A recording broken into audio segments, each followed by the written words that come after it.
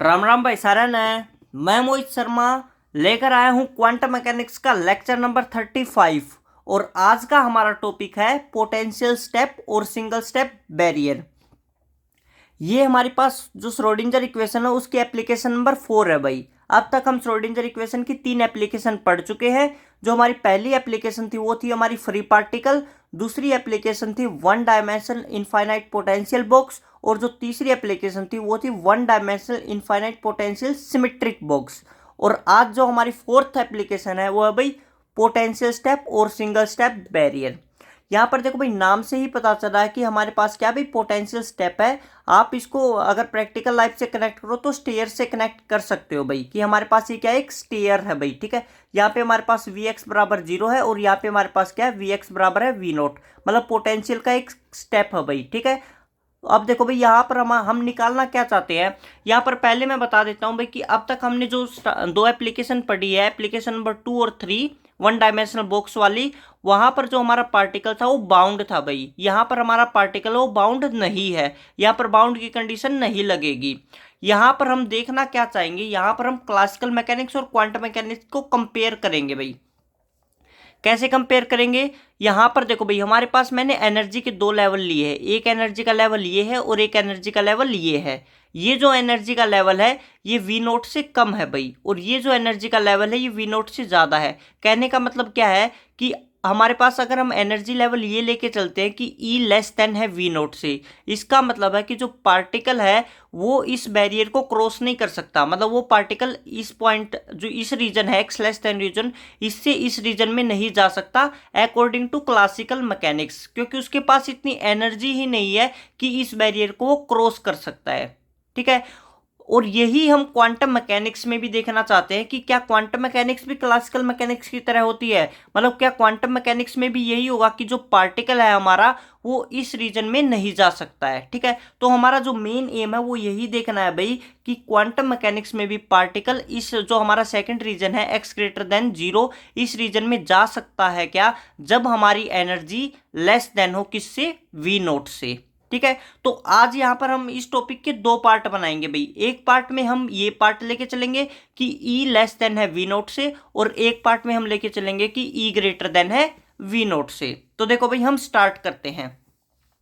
I hope आपको ये समझ में आ गया हो कि हम यहाँ पे निकालना क्या चाहते हैं। हम सिर्फ और सिर्फ ये देखना चाहते हैं क्या क्लासिकल मैकेनिक्स की तरह क्वांटम मैकेनिक्स में भी पार्टिकल इस रीजन में एक्स ग्रेटर देन रीजन में जा सकता है या नहीं जा सकता है। क्योंकि क्लासिकल मैकेनिक्स में तो सीधी सी बात भाई प्रैक्टिकल लाइफ से कनेक्ट होती है क्लासिकल मैकेनिक्स, और क्लासिकल मैकेनिक्स में ये जो हमारा पार्टिकल एम है वो इस रीजन में जा ही नहीं सकता, क्योंकि उसके पास इतनी एनर्जी ही नहीं है कि इस बैरियर को क्रॉस कर दे। इस बैरियर की हाइट देखो इतनी है और एनर्जी उसके पास सिर्फ इतनी है। आप एग्जाम्पल के तौर पर ये कह सकते हो कि कोई हमारे पास कोई भी इंसान है जो कि इस दीवार को क्रॉस करना चाहता है भाई। ठीक है, लेकिन उस इंसान के पास सिर्फ इतनी एनर्जी है यहाँ तक, मतलब वो इतनी जंप कर सकता है भाई, इससे ऊपर जंप नहीं कर सकता। अगर वो इससे ऊपर जंप कर ही नहीं सकता है तो इस दीवार को क्रॉस कर ही नहीं सकता। आप ऐसे भी समझ सकते हो। तो देखो भाई let us consider a particle of mass m incident on a potential step with energy E। Mathematically a potential step can be expressed as, mathematically कैसे एक्सप्रेस करेंगे, वी एक्स बराबर 0 होगा for x less than 0। X less than 0 ये region है और x greater than 0 ये region है। V naught for x greater than 0, यहाँ पर क्या है, वी नोट पोटेंशियल हो गई। ठीक है, the potential energy of A particle is 0 when the particle left of the step. ये कह रहा कि स्टेप ये हमारे पास ये स्टेप हो गया, इससे लेफ्ट में होगा तो हमारे पास पोटेंशियल 0 होगी और इससे हमारे पास राइट में होगा तो पोटेंशियल वी नोट होगी। तो देखो when x less than 0 then V x बराबर क्या होगी, 0। वी एक्स 0 का मतलब कि जो पार्टिकल वो बिल्कुल फ्री है, उस पर जो फोर्स लग रहा है वो बिल्कुल 0 है। ठीक है, no force acting on the particle, it means the particle is free in x less than 0 region. Okay भाई, अब देखो the potential energy of particle is V naught when the particle right to the step. Right to the step में क्या है, potential है वो we note है भाई। व्हेन द पार्टिकल, यहाँ पर देखो भाई हमारे पास इस पॉइंट पे x बराबर 0 पॉइंट पे एकदम से फोर्स में चेंज आ रहा भाई। यहाँ तक तो देखो Vx 0 था और यहाँ पर x बराबर 0 पर ही जो पोटेंशियल वो क्या हो गई, V नोट हो गई। मतलब हमारे पास एकदम फोर्स में चेंज आया। यहाँ पर बिल्कुल फ्री था, फोर्स एकदम 0 था, लेकिन यहाँ पर जाते ही जो फोर्स है वो माइनस का dv/dx हो गया। ठीक है, ग्रेडियंट ऑफ पोटेंशियल हो गया। तो देखो when the particle at x बराबर 0 it will experience an impulsive and repulsive force which is f बराबर माइनस का dv/dx। आप ये लोग 11th-12th में भी पढ़ चुके हो कि जो फोर्स होता है वो क्या होता है, माइनस का dv/dx होता है। और इम्पल्सिव फोर्स क्या होता है, large force acting on A particle for a very short time. Very short time का मतलब क्या है कि जैसे ही हमारे पास वो पार्टिकल x बराबर 0 पर पहुंचा, एकदम इतना ज्यादा हाईएस्ट फोर्स उसको एक्सपीरियंस हुआ। ठीक है, तो इसको हम क्या कहेंगे, इम्पल्सिव फोर्स भी कह सकते हैं यहाँ पे। ठीक है, हालांकि इस लाइन का पूरे डेरिवेशन में कहीं पे यूज नहीं है, मेरा यहाँ पे सिर्फ बताने का ये मेन एम है कि हमारे पास जो पार्टिकल है वो यहाँ पर इम्पल्सिव फोर्स को एक्सपीरियंस करता है। ठीक है, अब देखो भाई यहाँ पर हम दो केस पढ़ेंगे। मैंने पहले ही बताया था कि यहाँ पर हम दो केस पढ़ेंगे। एक केस होगा हमारा E less than V naught और एक केस होगा हमारा E greater than V naught. आज की इस वीडियो में हम सिर्फ केस 1 करेंगे जिसमें हमारा जो E है वो लेस देन क्या होगा, वी नोट होगा। तो हमारे पास देखो भाई, total energy of incident particle is less than potential energy. मतलब according to classical mechanics the particle will bounce back to x less than 0 region. अब क्लासिकल मैकेनिक्स के अकॉर्डिंग तो देखो भाई हमारा जो पार्टिकल है वो इसको क्रॉस कर ही नहीं सकता, इससे जैसे ही टकराएगा वापस इसी में आ जाएगा, क्योंकि एनर्जी क्या है, लेस देन वी नोट है। देखो, it will not be able to penetrate the barrier because it does not passes sufficient energy to be in the region x greater than 0। x greater than 0 में जाने के लिए उसके पास sufficient energy नहीं है। We can say the region x greater than 0 is classically forbidden region for the particle। मतलब ये जो रीजन है x greater than 0 ये क्लासिकली क्या है, फोरबिडन है। क्लासिकली फोरबिडन का मतलब क्या है कि वहां पर जो x greater than 0 में पार्टिकल के पाए जाने की प्रोबेबिलिटी क्या होगी, 0 होगी in case of classical mechanics. क्यों होगी, देखो ई बराबर क्या होता है भाई, p²/2m प्लस वी नोट होता है। मतलब ई क्या हो जाएगा, kinetic energy plus potential energy हो जाएगा। तो काइनेटिक एनर्जी क्या हो जाएगी, ई माइनस का वी नोट हो गया। यहाँ पर हमारे पास ई लेस देन वी नोट है। ई क्या है, लेस देन वी नोट है, मतलब काइनेटिक एनर्जी क्या हो गया, नेगेटिव। और हमें पता है काइनेटिक एनर्जी नेगेटिव हो ही नहीं सकती। यहाँ पर देखो भाई काइनेटिक एनर्जी नेगेटिव हो रही है, but in classical mechanics kinetic energy can never be negative, कभी भी नेगेटिव नहीं हो सकती। Due to this region the particle can not cross the barrier and reflect back at x less than 0 region. तो वापस उसी रीजन में reflect होके आ जाता है। अब हमारा जो मेन एम है, अब हम वो देखते हैं क्या क्वांटम मैकेनिक्स में भी ऐसा ही होता है। क्या क्वांटम मैकेनिक्स में भी जो पार्टिकल वो सिर्फ x लेस देन 0 रीजन में ही रहेगा या फिर क्रॉस करके वो x ग्रेटर देन 0 रीजन में चला जाएगा। यहाँ पर मैं कह सकता हूँ क्या वो क्वांटम मैकेनिक्स में भी जो पार्टिकल वो फर्स्ट रीजन में ही रहेगा या क्रॉस करके सेकेंड रीजन में जा सकता है। तो देखो, in quantum mechanics the motion of particle is described by Schrödinger wave equation in region x less than 0 and x greater than 0। दोनों रीजन में हम क्या लगाएंगे, Schrödinger wave equation का यूज करेंगे। तो using time independent Schrödinger equation क्या होती है, del square psi upon del x square plus 2m upon h bar square E minus V x psi x बराबर 0।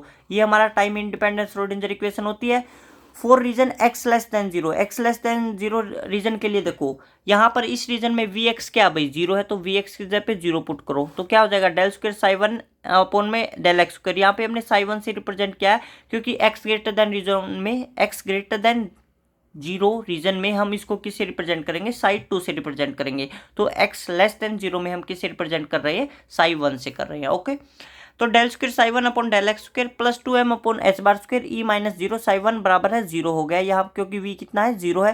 तो यहाँ से हमारा आ गया del square psi 1 upon del x square plus 2m upon h bar square psi 1 बराबर है 0। अब हमने इसको क्या माना हुआ था, k मानते हैं। ठीक है, आप ये भाई 29 जो हमारी वीडियो है लेक्चर नंबर 29 उसमें जाकर देख सकते हो कि कैसे हमने इसको प्रोपेगेशन कांस्टेंट की वैल्यू के बराबर पुट किया था। ठीक है, ये आपको वहीं जाके देखना पड़ेगा, यहाँ पे भाई मैं अलग से नहीं समझाऊंगा। अगर आप डायरेक्ट याद रख सकते हो तो आप डायरेक्ट भी याद रख सकते हो कि ये जो वैल्यू होती है इसको हम के स्क्वायर से रिप्रेजेंट करते हैं। अगर आपको सीखना ही है कि ये आई कहाँ से है तो आपको लेक्चर नंबर 29 देखना पड़ेगा। ओके, तो del square psi 1 upon del x square plus k square psi 1 बराबर है 0 आ गया। फिर के बराबर क्या हो गया, under the root 2m upon h bar square हो गया। तो हमारे पास जो इसका सॉल्यूशन है, इसका सॉल्यूशन हम क्या लिखेंगे, साई 1x बराबर हो जाएगा a e की power iota k x plus b e की power minus iota k x. अब ये भी भाई आपको लेक्चर नंबर 29 में ही पता चलेगा कि कैसे हमारे पास यहाँ पर आयोटा की फॉर्म आ रही है, ठीक है। और आगे जो हम एक सॉल्यूशन और निकालेंगे वहां पर हमारे पास सिर्फ एक्सपोनेंशियली की फॉर्म आएगी, मतलब यहाँ पे तो कॉम्प्लेक्स आ रहा है, वहां पर हमारे पास रियल आएगा। तो आपको वहां ही जो 29 लेक्चर है वहीं पे जाके पता चलेगा कि कब हम कॉम्प्लेक्स लेते हैं और कब हम रियल लेते हैं।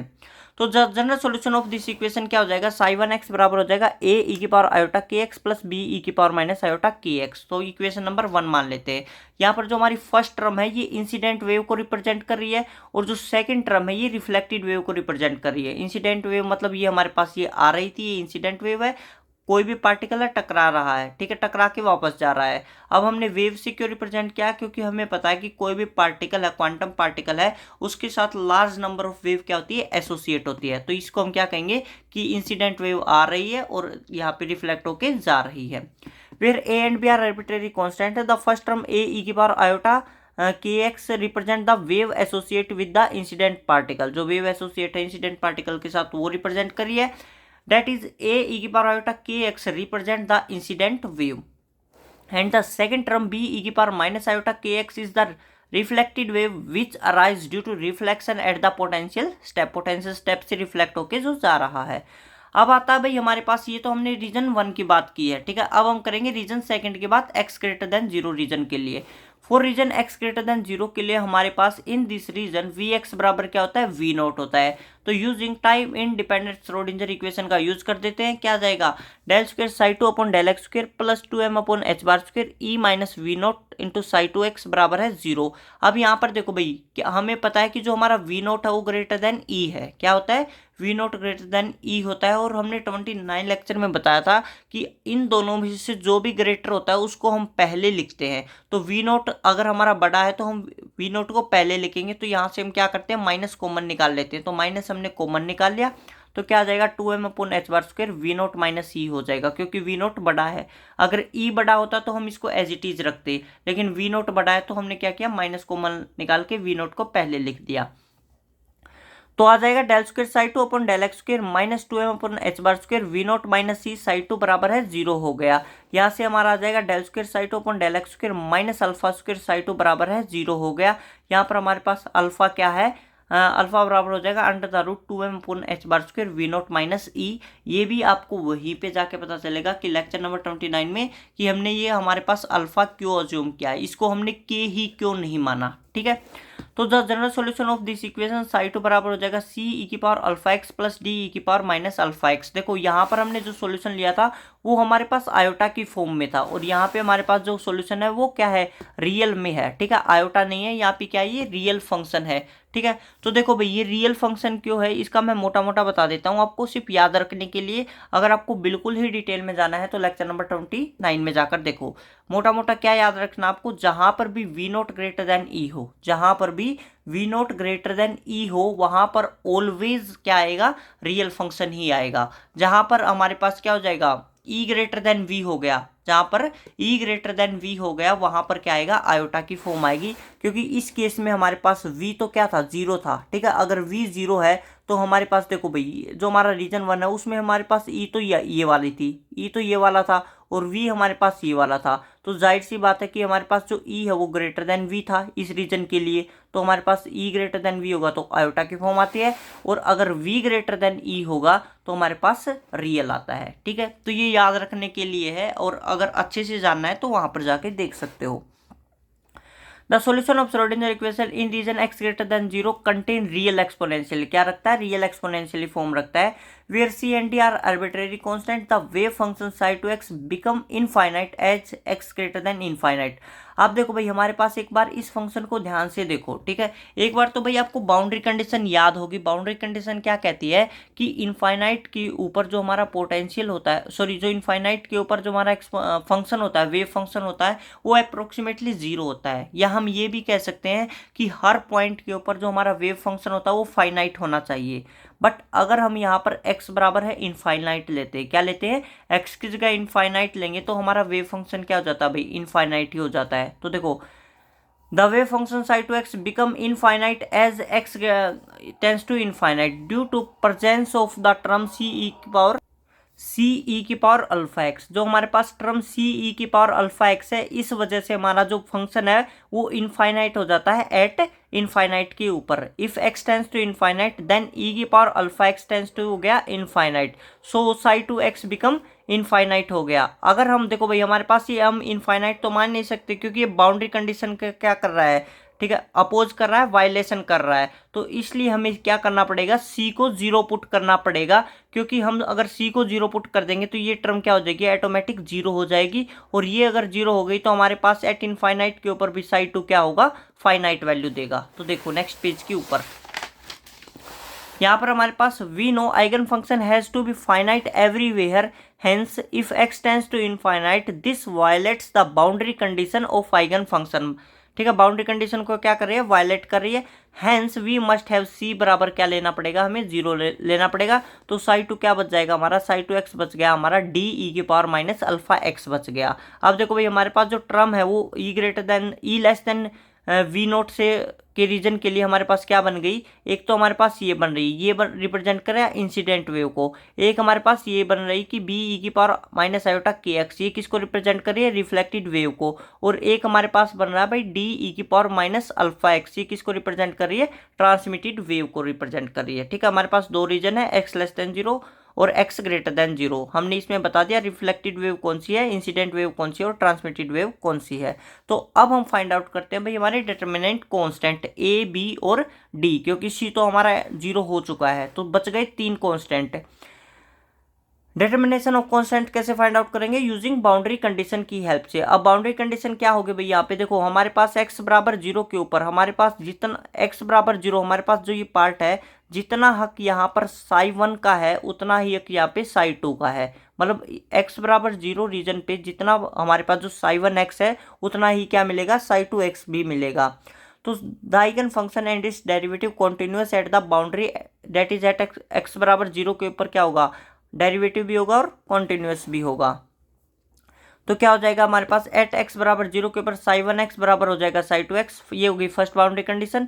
और del psi one upon del x बराबर del psi two upon del x, ये होगी भाई हमारी सेकंड बाउंड्री कंडीशन। ठीक है, क्योंकि एक्स बराबर जीरो के ऊपर जितना हक हमारे पास किसका होगा, साई वन का होगा, उतना ही साई टू का होगा। आप यहाँ पे देख सकते हो भाई अच्छे से, इस रीजन में हम साई वन मानते थे, इस रीजन में हम साई टू मानते थे। तो यहाँ पर psi one at a time at single point के ऊपर साई वन साई टू में कन्वर्ट हो रहा है, तो यहाँ पर साई वन भी उतना ही होगा और साई टू भी उतना ही होगा।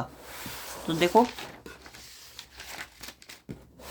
साई वन एक्स बराबर साई टू एक्स, ये फर्स्ट बाउंड्री कंडीशन होगी। तो अप्लाई फर्स्ट बाउंड्री कंडीशन, तो हम फर्स्ट बाउंड्री कंडीशन को अप्लाई करते हैं। साई वन एक्स की वैल्यू है ए ई की power iota k x plus B E की power minus iota k x, Sai two x की वैल्यू है डी ई की पावर माइनस अल्फा एक्स हो गया। तो एक्स बराबर जीरो के ऊपर ये हमारे पास बाउंड्री कंडीशन सेटिस्फाई हो रही है, तो एक्स की जगह पे जीरो पुट कर देंगे, आ जाएगा ए प्लस बी बराबर डी के आ गया।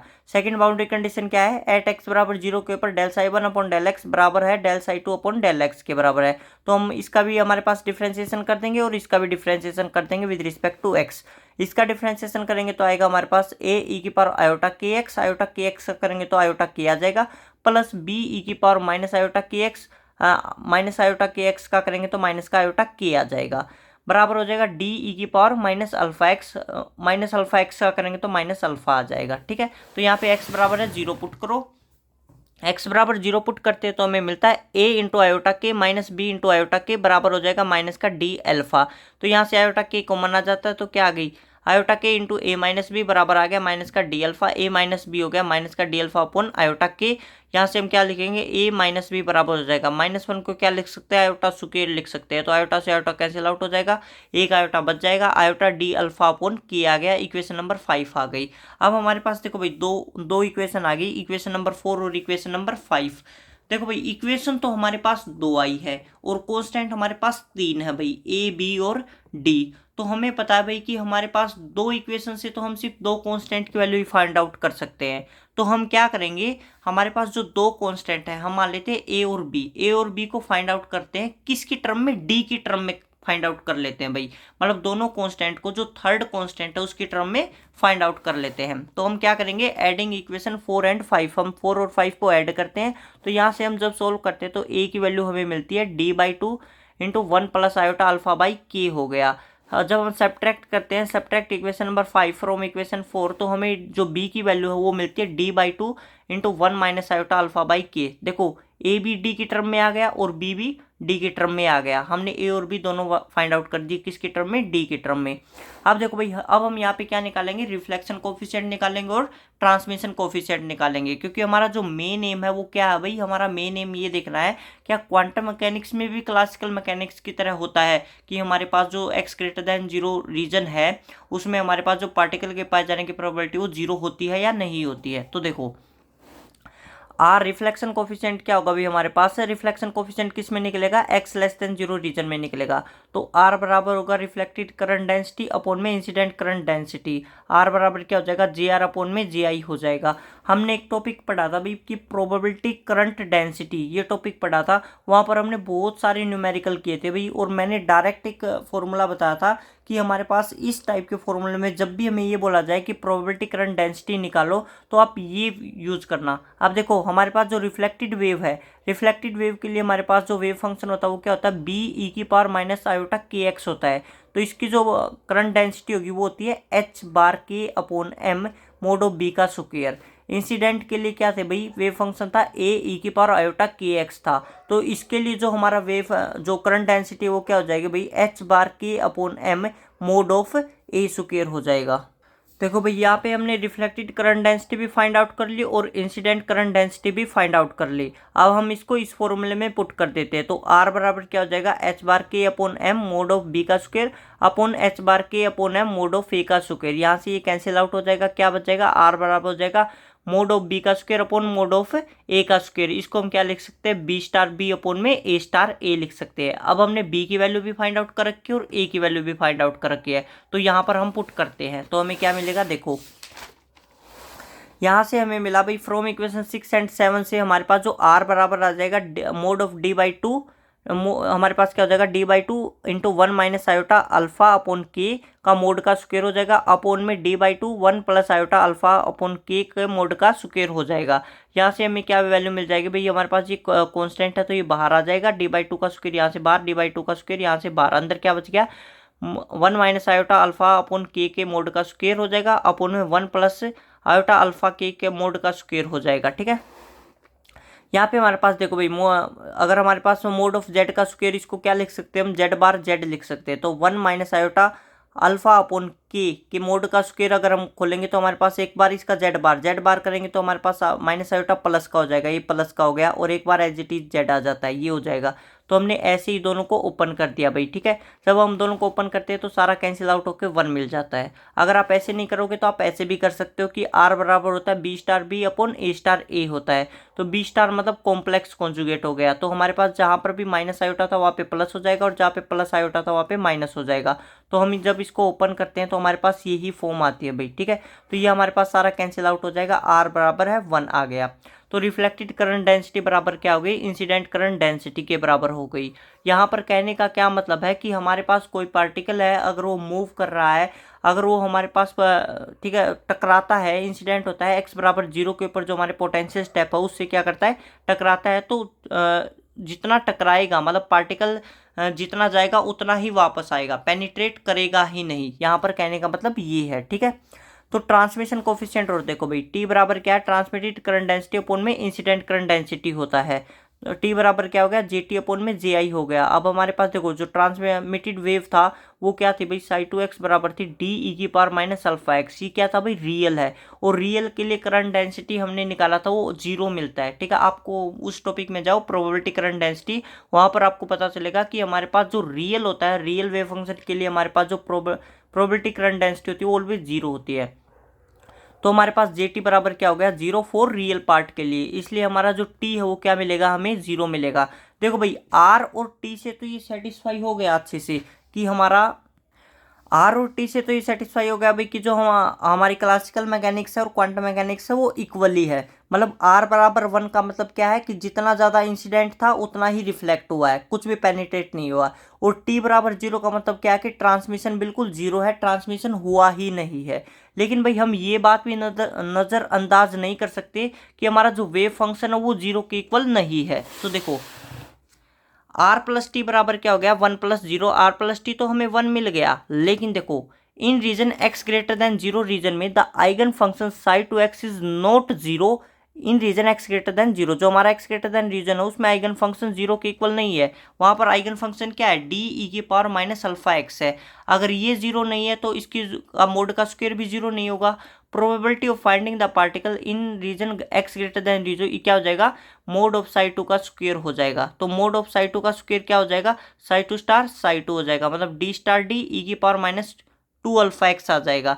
तो साई टू के मोड का स्क्वायर बराबर आ गया मोड ऑफ डी स्क्वायर ई की पावर माइनस 2 अल्फा एक्स जो कि ग्रेटर देन 0 है। ठीक है, तो हमें देखो यहां से क्लियर पता चल रहा है कि हमारे पास जो x ग्रेटर देन 0 रीजन है उसमें पार्टिकल के पाए जाने की प्रोबेबिलिटी है भाई, चाहे बिल्कुल ही मिनिमम हो लेकिन पार्टिकल के पाए जाने की प्रोबेबिलिटी है। This probability is known as leakage probability. इसको हम क्या कहेंगे लीकेज प्रोबेबिलिटी कहेंगे। The region x greater than 0 is classically forbidden, classically तो फॉरबिडन है for the particle, but quantum mechanically there is finite probability of appearance of the particle, but quantum mechanically वहां पर particle के पाए जाने की probability minimum है, वहां पर पार्टिकल के अपीयरेंस होने की प्रोबेबिलिटी है भाई।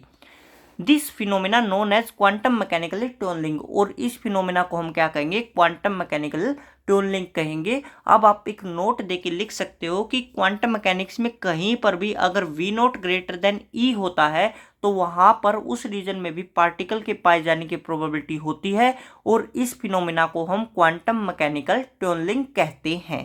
ठीक है, even if transmission coefficient is 0, जबकि हमारा जो ट्रांसमिशन कोफिशिएंट है वो तो 0 था। ठीक है, अगर हम सिर्फ ट्रांसमिशन कोफिशिएंट पे बात करते तो हम कह देते कि हमारे पास जो x ग्रेटर देन 0 रीजन है उसमें भी पार्टिकल के पाए जाने की प्रोबेबिलिटी 0 है, जो कि क्लासिकल मैकेनिक्स भी कहता है। लेकिन हम ये भी नज़रअंदाज नहीं कर सकते कि हमारा वेव फंक्शन है वो 0 के इक्वल नहीं है। वो हमारे पास क्या वैल्यू देता है डी ई की power minus alpha x value देता है। But there is finite probability to find the particle in region x greater than 0। हमारा जो ट्रांसमिशन कोफिशिएंट है वो 0 होने के बावजूद भी पार्टिकल के पाए जाने की प्रोबेबिलिटी है भाई। The probability of finding the particle in x greater than 0 region decrease exponentially with increase x, जो कि हमारे पास जो वो क्या होता है एक्सपोनेंशियली डिक्रीज होती जाती है। देखो यहाँ पर देख सकते हो कि एक्सपोनेंशियली क्या हो रही है डिक्रीज होती जा रही है। तो हमारा जो ग्राफ बनेगा वो कैसे बनेगा भाई ऐसे बनेगा साई 1x क्या था a e की power iota k x plus b e की power minus iota k x. जहाँ पर भी आयोटा फॉर्म आ जाती है वहाँ पर आप मान सकते हो कि जो पार्टिकल वो फ्रीली ओसिलेट कर रहा है। ठीक है, तो ये फ्रीली ओसिलेट कर रहा है यहाँ तक। तो यहाँ पर हमारे पास है डी ई के power minus alpha x. Minus alpha x का क्या मतलब हो गया कि एक्सपोनेंशियली डिके हो रहा है। तो एक्स ग्रेटर देन रीजन में देखो जो पार्टिकल हुआ क्या हो रहा है एक्सपोनेंशियली डिके हो रहा है, मतलब जितना हम एक्स ग्रेटर देन 0 रीजन में अंदर जाएंगे उतना ही पार्टिकल के पाए जाने की प्रोबेबिलिटी है वो कम होती जाएगी। ठीक है, तो पार्टिकल के पाए जाने की प्रोबेबिलिटी उतनी ही कम होती जा रही है। तो यहाँ पर हमने क्या पढ़ा भाई, यहाँ पर हमने देखा कि हमारे पास क्लासिकल मैकेनिक्स में तो हम ये कहेंगे कि इस रीजन में पार्टिकल के पाए जाने की प्रोबेबिलिटी 0 है, लेकिन क्वांटम मैकेनिकली हम कहेंगे कि इस रीजन में भी पार्टिकल के पाए जाने की प्रोबेबिलिटी फाइनाइट होती है, और इस फिनोमेना को हम कहते हैं क्वांटम मैकेनिकली टनलिंग। ठीक है, तो हमारा जो नेक्स्ट टॉपिक है या हम कह सकते हैं हमारा जो नेक्स्ट पार्ट है वो होगा भाई case number 2 E greater than V naught. ठीक है, इस वीडियो को भाई हम यहीं पे रोकेंगे क्योंकि अगर ये वीडियो भी हमने कंटिन्यू रखी तो ये हमारे पास बहुत ही लंबी वीडियो हो जाएगी। तो इस पार्ट को हम करेंगे नेक्स्ट वीडियो में कवर। अगर आपको समझ में आता है अच्छे से तो लाइक करें शेयर करें। ओके भाई, थैंक यू।